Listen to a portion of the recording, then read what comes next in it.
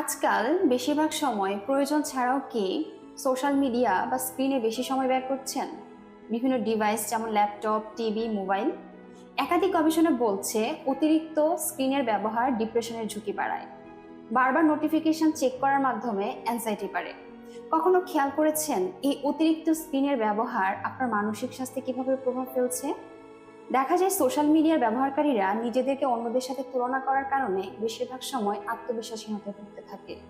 এছাড়াও অতিরিক্ত স্ক্রিন ব্যবহারের ফলে স্ক্রিন থেকে আসা নীল আলো আমাদের শরীরের ঘুম নিয়ন্ত্রণকারী হরমোন মেলাটোনিনের নিঃসরণ বাধাগ্রস্ত করে, যার ফলে ঘুম আসতে দেরি হয়। অনেকেই ইনসোমনিয়াতে ভুগতে থাকে।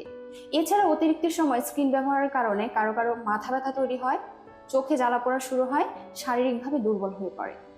অনেকেই ইদানিং দেখা যাচ্ছে অতিরিক্ত স্ক্রিন ব্যবহার অনেকের অভ্যাসে পরিণত হয়েছে। আর নিজেদের এই অভ্যাসকে পরিবর্তন করতে আপনারা কিন্তু নিতে পারেন মনের বন্ধুতে মানসিক স্বাস্থ্য সহায়তা। আর 1-to-1 কাউন্সেলিং সেশন নিতে কল করতে পারেন উপরে ক্যাপশনে দেওয়া হেল্পলাইন নম্বরে। এছাড়াও ভিজিট করতে পারেন মনের বন্ধুর ওয়েবসাইট এবং ফেসবুক পেজ। ধন্যবাদ।